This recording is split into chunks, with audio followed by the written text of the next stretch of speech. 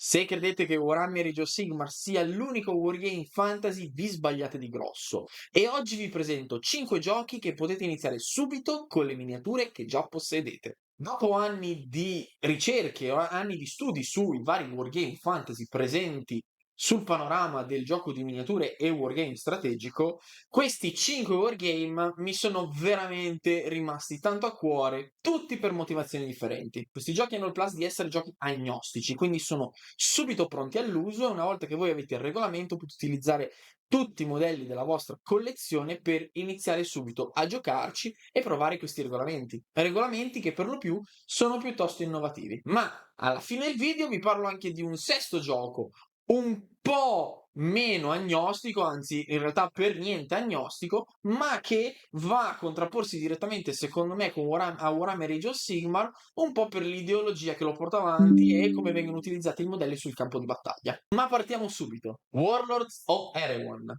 Warlords of Erewhon è uno dei giochi wargame fantasy che mi ha soddisfatto di più nel momento in cui l'ho iniziato. Ha un sistema di attivazione alternata tra giocatori utilizzando dei token o dei dadi. Questi dadi vengono utilizzati appunto pescati da un sacchetto per vedere quale giocatore andrà per primo. Ogni unità ha un dado nel proprio sacchetto che non è indicativo dell'unità specifica, ma che numericamente dà la possibilità di essere estratto dal giocatore che ovviamente porta più unità. Questo sistema di iniziativa, che può essere interessante per alcuni e svantaggioso per altri, in realtà è molto innovativo, in quanto se un giocatore in un certo momento ha la possibilità di agire con tutti il suo esercito nel turno, poi tocca all'avversario. E il regolamento non è così banale da permettere a un giocatore che fa tutto col suo esercito prima dell'altro di avere un vantaggio significativo. Molto bello, cartonato di 30-40 euro, che vi permette di giocare con un sacco di fazioni già presenti all'interno. E se andate sul blog dell'autore, Rick Pursley, quindi uno degli autori più affermati del campo del wargame, che ha lavorato anche in Games Workshop, avete la possibilità di scaricare delle liste extra per fazioni extra. Ovviamente qualcuno di voi si sarà accorto che questa meccanica dei dadi prende a pieni mani da Bolt Action e dai maggiori regolamenti Warlord, perché non dimentichiamoci, Warlords of Erewhon è edito e pubblicato da Warlord Games. Oathmark è il secondo gioco di cui parliamo in questa lista.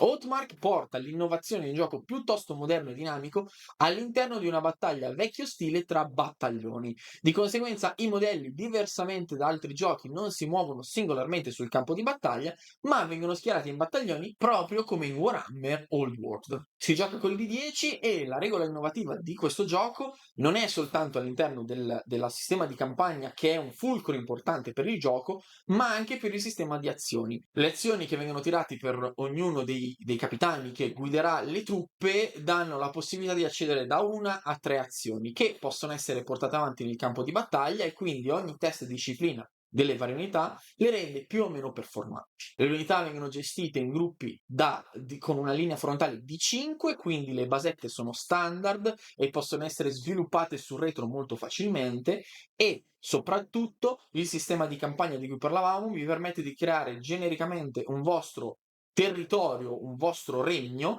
che poi, andando avanti, affrontando l'esercito dell'avversario, conquisterete, amplierete per sbloccare unità extra. Quindi avrete non solo il vostro esercito principale, come si vede in molti giochi, ma anche una serie di unità satellite che permettono di creare non la vostra fazione, ma il vostro regno, accedendo quindi a draghi, accedendo a truppe goblin mercenarie e via discorrendo, in modo che la vostra fazione sia sempre unica. Dragon Rampant. Ah, Dragon Rampant ne abbiamo già parlato, è uno dei giochi che più mi ha introdotto all'interno del wargame agnostico. Si tratta di un gioco in cui si giocano un massimale di 12 miniature per unità, fino a un minimo di una, e che vi dà la possibilità di personalizzare completamente le vostre unità, partendo da un blocco di statistiche generico e il più rassomigliante possibile alla realtà. Si tratta di una schermaglia piccola, mass battle, possiamo dire, che vi permette di giocare con una quarantina di modelli massimo, senza impazzire con le regole, in quanto partendo da dei blocchi di unità similari tra tutti gli eserciti e andando a potenziarli con delle abilità specifiche per dare personalità alla vostra fazione, ne vedrete sicuramente delle belle, e rende il gioco molto old school, ma allo stesso tempo molto bilanciato per entrambe le fazioni. E soprattutto creare una vostra unità specifica è molto semplice. Si gioca col D6 e i modelli hanno una pool di dadi fissa che utilizzeranno per attivare le proprie azioni ed affrontare l'avversario. Non importa quanti modelli giocherete all'interno della vostra unità, perché i modelli tireranno sempre la pool fissa di 12 dadi che andrà poi a dimezzarsi della metà soltanto nel momento in cui l'unità perderà il 50% della propria forza. Quindi questo va a equilibrare un'altra volta il turno disparitario, cioè faccio tutto io e fai tutto tu. Di conseguenza i giocatori non hanno mai tempo per essere sopraffatti dall'avversario. Unica nota dolente di Dragon Rampa ad oggi è il sistema di attivazione unità. Nel momento in cui fallite l'attivazione dell'unità con un tiro di dado, questa unità fa andare in subbuglio tutto l'esercito facendo passare l'iniziativa all'avversario. Con molta sfiga potreste non attivare per qualche turno perché magari il +1 vi si attacca al collo. Ma questa cosa potrebbe essere risolta con Dragon Rampa, seconda edizione, che verrà tra poco edito da VE Editori e che sinceramente ha già visto la sua evoluzione in Lion Rampant seconda edizione in cui questa regola dell'attivazione è opzionale. Frostgrave è un gioco di schermaglia pura, si tratta del quarto gioco di cui parliamo in questo video. Frostgrave vi mette al comando di una banda di 10 uomini, non uno di più, non uno di meno. Questi 10 uomini sono comandati da un mago e a volte da un apprendista. Questo mago è quello che sale di livello e l'apprendista a sua volta sale di livello col mago. Il vostro scopo è affrontare la banda avversaria in una sorta di simil Mordheim e con appunto il vostro mago dovete andare a trovare i tesori della città antica e ormai congelata di Frostgrave, seguendo una serie di campagne già scritte oppure creando la vostra specifica campagna. Affrontate il vostro avversario, salite di livello in un gioco che ovviamente richiede la personalizzazione principale soltanto del mago per quanto riguarda le statistiche, ma trovando equipaggiamenti sempre migliori potete anche potenziare i vostri subordinati e sgherri che non dovrebbero salire di livello. Quindi potenziando e creando una lore per il gioco, perfetto per le campagne, non di meno è scritto dal signor McLag. McLag è lo stesso che ha scritto anche Hotmark, di cui abbiamo parlato precedentemente e cui il suo Hotmark fa il fulcro sulle campagne. Quindi è una cosa che piace a questo autore, portare dentro la narrazione dei propri giochi. Non di meno, Frostgrave ha ricevuto un'infinità di espansioni che nella sua seconda edizione sono completamente adattabili e che permettono di creare dei maghi sempre più potenti, di seguire delle storie sempre più potenti e in alcune ambientazioni anche di portare il solo play. Frostgrave si gioca col D20 prendendo completamente ispirazione dal gioco di ruolo, quindi bonus e malus su un campo da gioco realistico in cui ogni movimento fa la differenza andando ad affrontare il proprio avversario.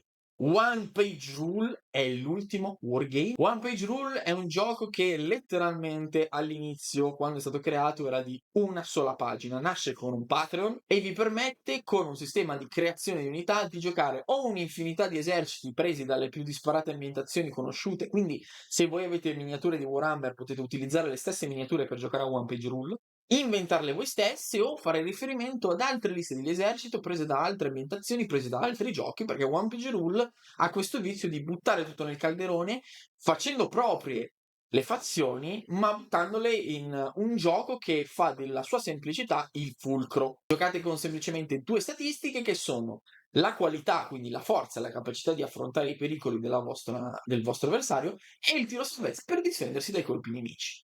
Ovviamente la semplicità di One Page Rule, che all'inizio era creato, ripeto, da una sola pagina, è cresciuta, rendendolo un gioco sicuramente molto accessibile, molto semplice allo stesso tempo, ma componibile. Quindi con pochi sforzi avete la possibilità di utilizzare una serie di regole opzionali che vanno a personalizzare il gioco e renderlo sempre più divertente, sempre più affine a voi, la fazione che andate a giocare. Di One Page Rule esistono un'infinità di ambientazioni, ma quella di cui vogliamo concentrarci adesso è quella fantasy. Ovviamente avete anche tutte le altre, ma ne parleremo magari in un video più dedicato se ne avete interesse. Quello che mi preme ricordarvi è che se in questo momento avete dei modelli e volete iniziare completamente gratuiti senza comprare un regolamento, One Page Rule È il gioco che fa per voi. Scaricate dal sito ufficiale le regole e partite subito a vedere se il wargame è l'hobby che vi sollazza l'animo e vi fa stare bene. E quindi partiamo subito col sesto gioco. Chi ci segue da prima di agosto saprà benissimo che abbiamo ricevuto un ingente pacco da Corvus Belli che ci ha permesso di provare per la prima volta Warcraft. Ecco, Warcraft è un gioco fantasy di nuova generazione che può essere giocato con fino a una trentina di modelli. Si gioca con truppe e eroi molto performanti.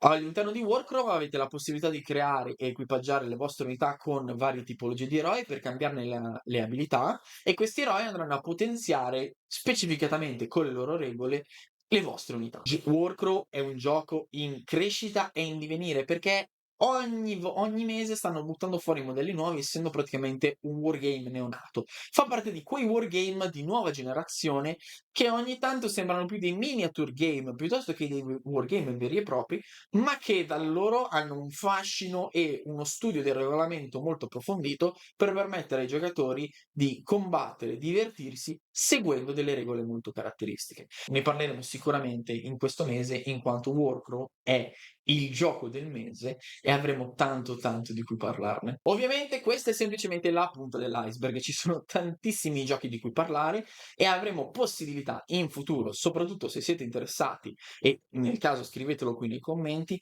per parlare di tutti i giochi che sono stati nominati all'interno di questo video.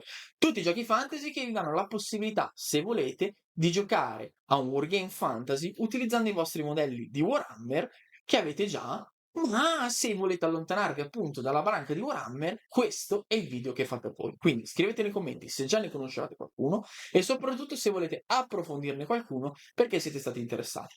Se avete comunque interesse, in descrizione avete anche una serie di video in cui abbiamo magari già fatto un battle report, abbiamo già fatto una recensione e che può essere comunque espansa se siete interessati. E soprattutto non dimenticate di iscrivervi per rimanere sempre aggiornati su Wargame in Italia, perché solo assieme possiamo far crescere questo fantastico hobby. Comunque non mi chiedete qual è il mio preferito perché sinceramente non saprei scegliere.